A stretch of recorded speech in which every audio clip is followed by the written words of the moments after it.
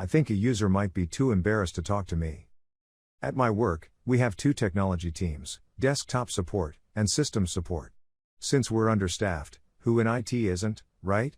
We have visibility of both ticket inboxes since sometimes we can assist each other with small incidents.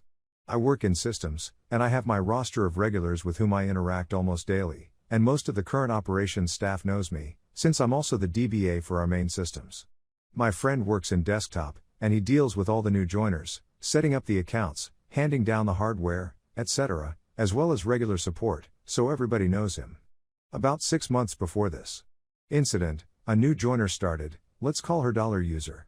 My friend set her up, but as with every joiner, he had to help her navigate the company portals, registering user accounts, setting passwords, RSA tokens, mailboxes, etc. Having visibility of the desktop support inbox, I saw $user's name pop up many times, so I knew about her before ever meeting her.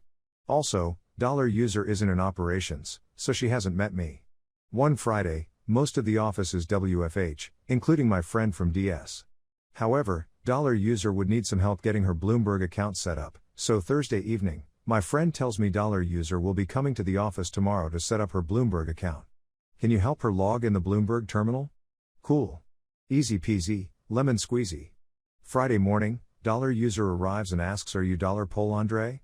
I was told by desktop support to come see you for my Bloomberg access." "Ah, yes, let's have you log into the terminal and set up your credentials. Shouldn't take more than 2 minutes." $user sits down and enters her details while Bloomberg is registering her new account. I'm sitting next to her, doing my own thing on my laptop. While she's there idly waiting, she tries to engage in small talk. "So, I haven't met you before, you must be new. When did you start?" I just side-eye her and quizzically smile. "I've been with Company for 4 years. I just see her freeze and go quiet. Bloomberg confirms she's been registered as a new user. I tell her that's it. You are now set up. If you have any other issues, don't hesitate to email desktop support. $user leaves and never interacts with me again. Not even after she started needing help from systems, preferring to go directly to my junior colleague than to email us directly. Safe to say, I think she's still embarrassed about that and doesn't want to risk having me pick up her tickets. Junior colleague is currently away on holidays for 2 weeks. $user still refuses to come to me for help. I think she's waiting for junior colleague to return. Oh well. Story 2. Whiteboard Blues 3. Back to the college for another story. I tried to keep good relationships with the teachers, having been a trainer once myself, and knowing the feeling of being the one standing in front of a room of eyes all facing forwards on you. I like to think this is one of the times it paid off. After a long and troubled back and forth with the supplier, I managed to get an Amazing deal. We had several of the older model IWBs that responded to touch, which we got upgraded free of charge to the laser type ones with invisible beams crisscrossing the surface of the board. I trained the teachers receiving these on how they worked. It's like those films where you have to somersault and backflip through a laser beam corridor to steal the crown jewels, but backward. The beams detect where your pen or finger are and match it to the action you're performing. Do not rest anything like IWB pens on the bottom of the board, you'll throw it off. Yes, we got tickets, yes, they got reminded. Teachers, much like Garth from Wayne's World, fear change. Some would also be very positive and willing to test updates and new features given the time and opportunity to do so, very enthusiastically. But change is chaos. Change is the rending of garments and gnashing of teeth. Here be dragons, abandon all hope. Not even the most technically literate and progressive amongst them would have accepted the suggestion they walk into a room of teenagers with an unknown. I learned to say there would be time for training at the beginning of a sentence or I would be interrupted halfway through it.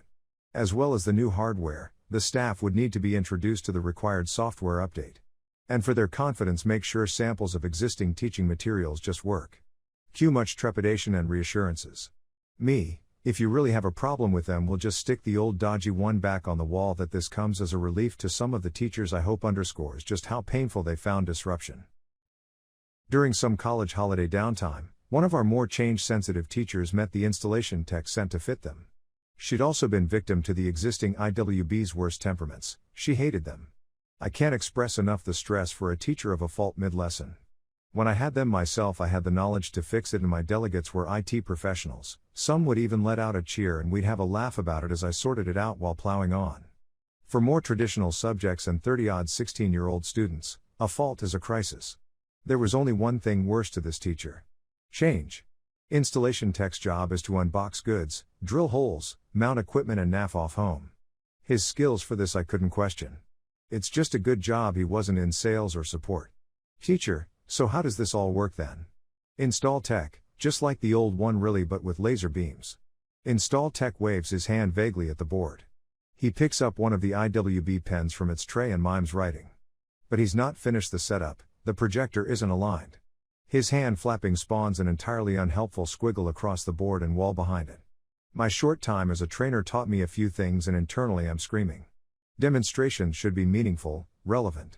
They should not leave questions unanswered or create new ones. There needs to be confidence in the educator, from student and teacher alike. Install tech, see? Just like that. Teacher's hands start to visibly shake as she raises them to her temples. I scrape the C and GCSE drama off the bottom of my academic barrel. I very much deserve that C. I do not mean that with pride.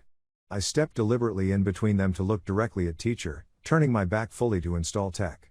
Me, teacher. As you can see, we're still finishing up here.